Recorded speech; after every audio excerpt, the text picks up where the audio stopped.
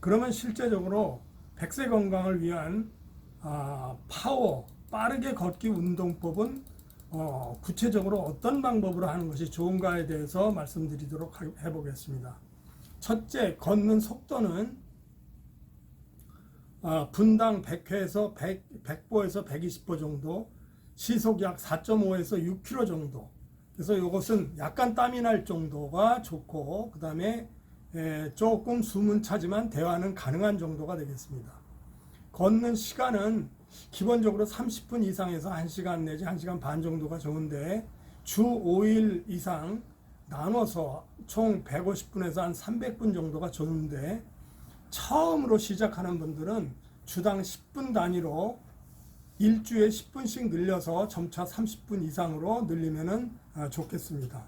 걷는 자세는 시선은 정면을 바라보고 약간 먼 곳에서 5 내지 10m 정도 약간 앞을 바라보면서 10도에서 15도 정도 상방향을 바라보면서 걷되, 자연스럽게 어깨는 힘 빼고 팔은 자연스럽게 앞뒤로 흔들고, 팔을 옆으로 흔드는 분들이 가끔 그 여자분들 중에서 있는데, 그거는 옆에 사람한테 피해를 줄 수도 있고, 그것이 몸의 앞뒤 전진을 하는 데는 오히려 좋지 않은 것이 있는데, 그런 습관을 어려서부터 들은 것 같아요.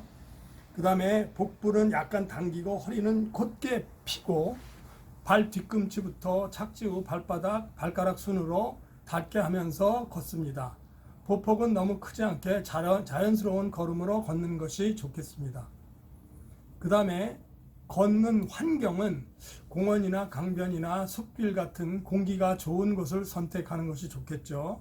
그 다음에 체육시설의 워킹머신도 가능은 하지만, 가능한 한 자연 속에서 맨 땅 위를 걷는 것이 여러 가지 면에서 뇌 건강이나 스트레스 해소에 더 효과가 크다고 합니다.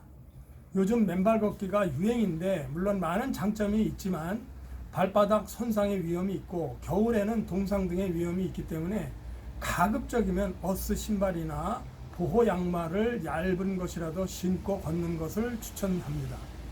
다섯 번째, 걷기 심화 방법. 이거는 심폐 기능, 근력 강화, 뇌 활성화를 통해서 파킨슨이나 치매 방지까지도 효과를 볼 수 있는 장수 효과를 업그레이드 시키는 방법론이 되겠습니다.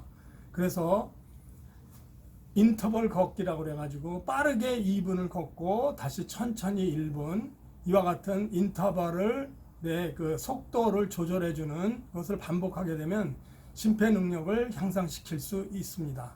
그 다음에 하체 근육을 강화시키기 위해서는 계단 오르내리기가 좋은데, 이것은 올라갈 때는 하체 근육을 강화시키는 것이 위주가 되겠지만, 내려올 때는 평형 기능과 무릎 주위의 근육을 특히 강화시키는 효과가 있습니다. 또 중뇌의 기능을 활성화시키기 때문에 파킨슨이나 치매 예방 효과도 있습니다. 그러나 내려올 때는 그 노인이라든지 또는 그 전체적인 신체가 약하신 분들은 주위에서 걸어야 되기 때문에 천천히 조금씩 높이를 증가시키는 게 좋겠습니다. 그 다음에 팔은 가급적 크게 흔드는 게 좋은데, 이렇게 되면 상체 근력 강화에 혈액순환에 도움이 되는데, 너무 부자연스럽게 팔을 뭐 90도 각도까지 막 올리고 그러는 것보다도 자연스럽게 3, 40도 정도 선에서 팔을 쭉 펴고, 팔을 구부리기보다는 쭉 펴고 걷는 것을 권장해 드리고 싶습니다. 그 다음에 여섯 번째로 정신사회적 효과를 더하기. 이거는 혼자 걸을 때는 새로운 영역, 외국어 혹은 과학과 같은 것에 공부를 하거나 이어폰 같은 걸 이용하는 게 좋겠죠. 그 다음에 마음을 움직이는 좋은 말씀 듣기, 음악 같은 것도 병행하는 것이 뇌의 가소성을 높이고 뉴런의 연결성을 높여 긍정적인 포지티브 마인드 세트를 통해 뇌세포의 노화를 막고 새로운 뇌세포 생성을 촉진시킬 수 있기 때문에 좋습니다. 따라서 정신사회적 생산성을 높이고 자신감을 배가시키게 되며, 가족, 친구와 함께 이렇게 걷는 것이 결국은 사회적 교류로 장수 효과를 배가시킬 수 있겠습니다. 정리하면 매일 30분 이상 땀이 약간 날 정도로 빠르게 올바른 자세로 좋은 말씀을 듣거나 새로운 것을 공부하며 걷는 것은 가장 간단하면서도 확실한 100세 건강의 비결 운동이 되겠습니다. 여러분, 오늘도 화이팅 하십시오. 감사합니다.